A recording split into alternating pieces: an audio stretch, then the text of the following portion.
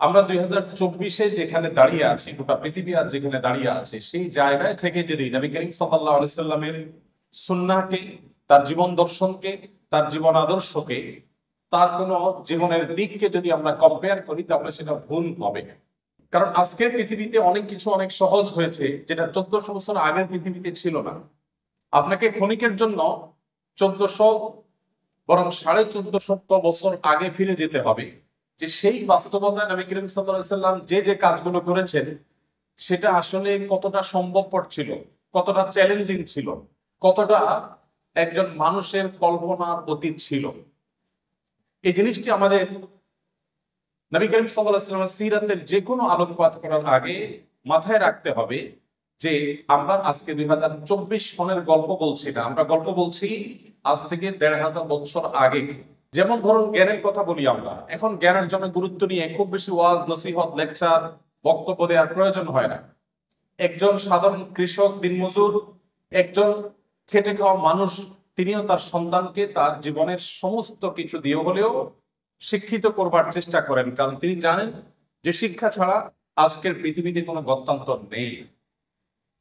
কিন্তু পৃথিবী যখন 1450 বছর আগের বাস্তবতায় ছিল, যখন শিক্ষা ছিল সমাজের সবচেয়ে গুরুত্বহীন একটি বিষয়, যখন শিক্ষার কোনো মূল্য সেই সমাজে ছিল না, এইরকম সমাজের বুকে দাঁড়িয়ে সর্বপ্রথম নির্দেশ ইকরা, এটা আল্লাহর পক্ষ থেকে যে এসেছে, নবী সাল্লাল্লাহু আলাইহি সাল্লামের পবিত্র মুখ থেকে নিঃসৃত হয়েছে, উচ্চারিত হয়েছে, এটাকে, এর যথার্থতাকে, এর যথাযথ মূল্যায়ন যদি আমাদেরকে করতে হয়, তাহলে সেই বাস্তবতায় ফিরে গিয়ে তারপর ইকরা বিসমি রাব্বিকাল্লাযী খালাক আমাদেরকে পাঠ করতে হবে।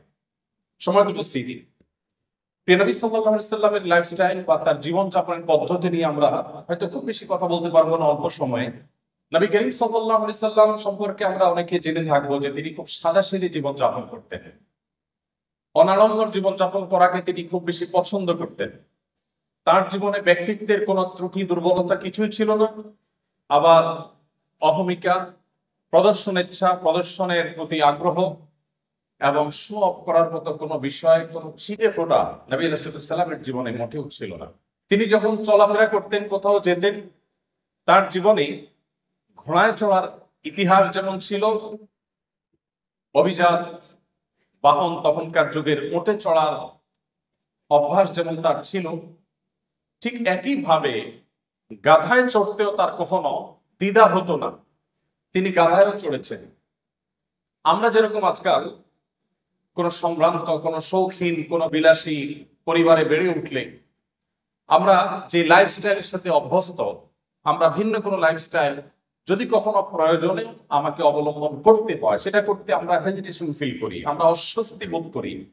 আমাদের নবী করিম সাল্লাল্লাহু আলাইহি সাল্লাম এমন ছিলেন যে তিনি উঠে যেমন চড়তে স্বাচ্ছন্দ্য বোধ করতেন, ঘোড়ায় চড়তে যেরকম তার স্বাচ্ছন্দ্য হতো, গাধায়, যেটা গরিব মানুষদের বাহন, সেটাতে চড়তেও তার কখনো অস্বাচ্ছন্দ্য বোধ হতো না।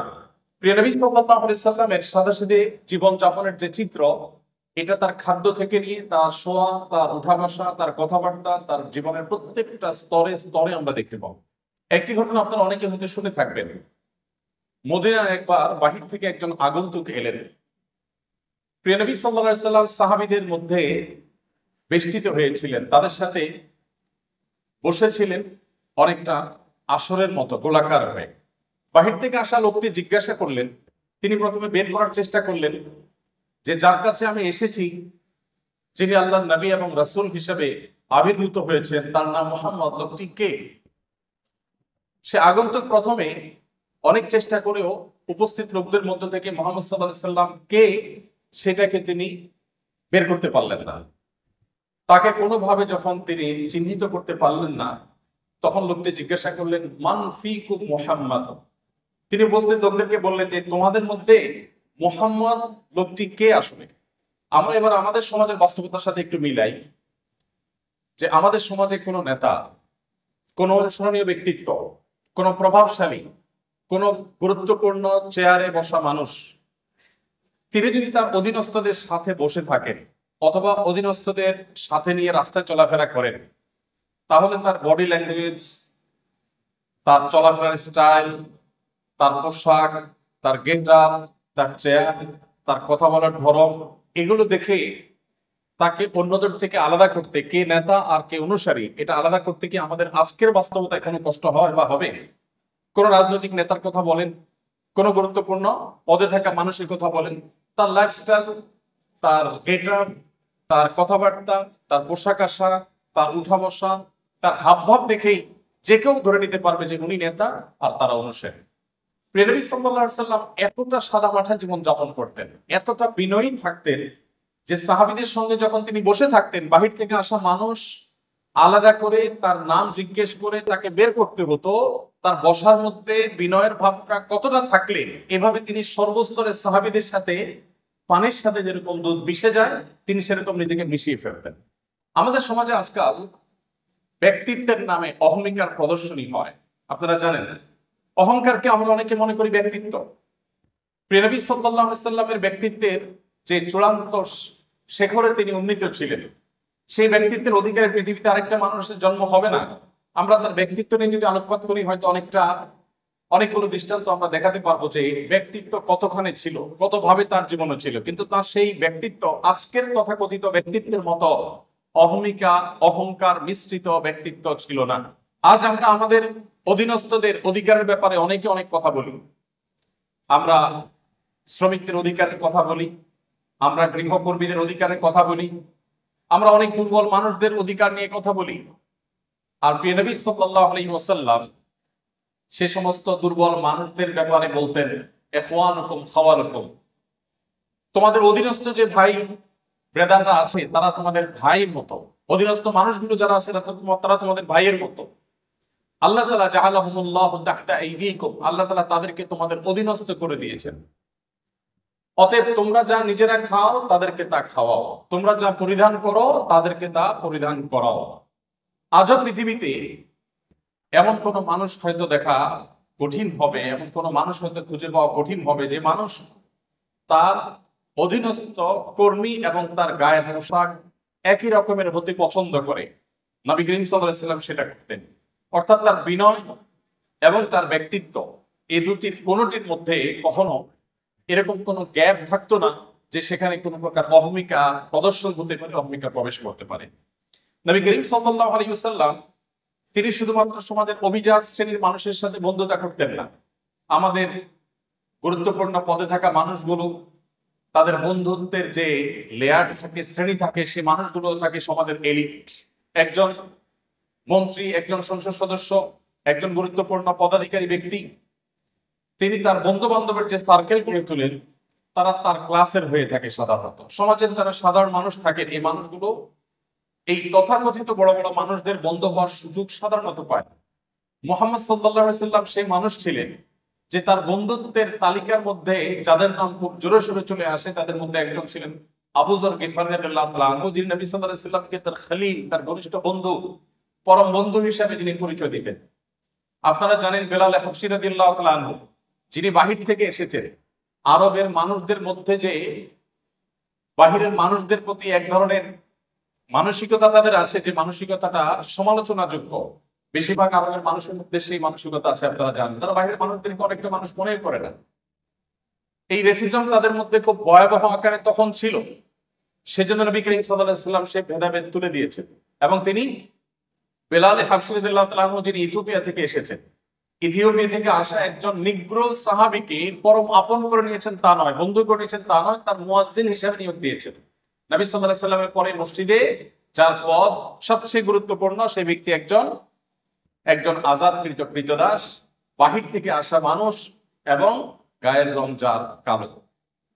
নবী করিম সাল্লাল্লাহু আলাইহি ওয়াসাল্লামের বন্ধুদের তালিকায় এরকম আরো অনেকে ছিলেন, যার দৃষ্টান্ত যদি গেলে হয়তো অনেকের নাম আমরা আনতে পারবো। তার যে জীবন যাপনের পদ্ধতি ছিল, তার যে লাইফস্টাইল ছিল, সেখানে আমরা দেখতে পাই তিনি মুচকি হাসতেন। অট্টহাসি সাধারণত দিতেন না, ব্যক্তিত্বের পরিপন্থী হাসি তিনি কখনো দিতেন না। তবে আবার ভাবগাম্ভীর্যটা এত বেশি ছিল না, যার কারণে তিনি স্বাভাবিক যে হাসি, স্বাভাবিক যে হাস্যরস, স্বাভাবিক যে বিনোদন, এগুলো কোনোটির কোনো ঘাটতি তার মধ্যে ছিল না, বরং তিনি মুচকি হাসি দিতেন এবং সাহাবীদের কেউ কোনো হাসির কথা বললেন তিনি হাসতেন। আবার তিনি এমন কথা বলতেন যেটাতে সাহাবীরা অনেক সময় হেসে উঠেন, কিন্তু সে হাসিটা কখনো অট্ট হাসি ছিল না, দৃষ্টিকটু হাসির পর্যায়ে ছিল না। নবী করিম সাল্লাল্লাহু আলাইহি সাল্লামের যে বাসা ছিল, সে বাসা ছিল এতটাই সাদাসিধে, এতটাই সাদা মাঠা, যে আম্মাজান আয়েশা রাদিয়াল্লাহু তাআলা একটা হাদিস সহিহ বুখারীতে বর্ণিত হয়েছে, তিনি বলেছেন যে আমরা যে ঘরে আমাদের যে শোবার ঘর ছিল সেটা এতটাই ছোট ছিল যে রাতে নবী করিম সাল্লাল্লাহু আলাইহি সাল্লাম যখন তাহাজ্জুদের জন্য দাঁড়িয়ে তাহাজ্জুদের নামাজ পড়তেন, তখন তিনি দাঁড়ানো অবস্থায় আমি পা লম্বা করে ঘুমোতে পারতাম, শুইতে পারতাম। যখন নবীজি সাল্লাল্লাহু আলাইহি সাল্লাম সেজদায় যেতেন বা বৈঠক করতেন, তখন জায়গাটা এত সংকীর্ণ হতো যে আমার হাঁটুকে আমি গুটিয়ে নিয়ে তারপর নবী সাল্লাল্লাহু আলাইহি সাল্লামকে সেজদার জায়গা করে দিতে হতো। প্রত্যেক রাকাতে এইভাবে আমার নবী সাল্লাল্লাহু আলাইহি সাল্লামকে জায়গা করে দিতে হতো। এত ছোট জায়গা ছিল আমাদের থাকার ঘর। অথচ নবী সাল্লাল্লাহু আলাইহি সাল্লাম তখন মদিনার রাষ্ট্রপ্রধান ছিলেন, তখন মদিনা রাষ্ট্র তার কর্তলগত। আমরা অনেকে কাব বিন আশরাফের বাড়িতে গিয়েছি, আমি গিয়েছি, যে কাব বিন আশরাফ নবী সাল্লাল্লাহু আলাইহি সাল্লামের প্রতি শত্রুতা লালন করত, বিদ্বেষ পোষণ করত, এবং তার শাস্তি তাকে পেতে হয়েছে। তার সেই ঘরের ধ্বংসাবশেষ এখনো আছে মদিনায়। তার যে বাসা, সেটার যে চৌহদ্দি বিশাল বড় ছিল, যদিও বেশিরভাগ অংশই ধ্বংসপ্রাপ্ত হয়ে গেছে, কিন্তু তার সীমানাটা বোঝা যায়, কক্ষগুলো বোঝা যায়। যেখানে নবী সাল্লাল্লাহু আলাইহি সাল্লামের সমালোচক এবং তার প্রতি শত্রুতা বিদ্বেষ পোষণকারীদের ঘরের আয়তন ছিল বিশাল বড়, সেখানে মদিনা রাষ্ট্রের প্রধান থাকা অবস্থায় নবী করিম সাল্লাল্লাহু আলাইহি সাল্লামের বাসার অবস্থা ছিল এই। নবী করিম সাল্লাল্লাহু আলাইহি সাল্লামের বাসার মধ্যে মাঝে একটা, তিনি যে ঘরে থাকতেন সেখানে মাঝে একটা রশি জাতীয় কিছু ছিল, সেখানে কাপড় ঝুলিয়ে দিতেন। বাহির থেকে আসা কারোর সাথে পর্দার আড়ালে থেকে তিনি কথাবার্তা সারতেন এবং মিটিং সিটিং করতেন। নবী করিম সাল্লাল্লাহু আলাইহি ওয়াসাল্লাম তার জীবন যাপনের পদ্ধতির মধ্যে আমরা দেখতে পাই যে তিনি নিজের হাতে কাজ করা পছন্দ করতেন।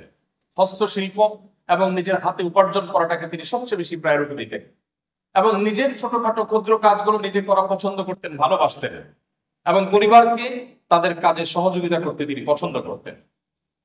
দাম্পত্য জীবনে যে স্বামী স্ত্রীর মধ্যে টুকটাক বোঝাপড়ার গরমিল হয়, নবী সাল্লাল্লাহু আলাইহি সাল্লামের জীবনে এমনটি কম বেশি ঘটেছে। ছোট ছোট ইস্যু হলেও তার জীবনে ঘটেছে।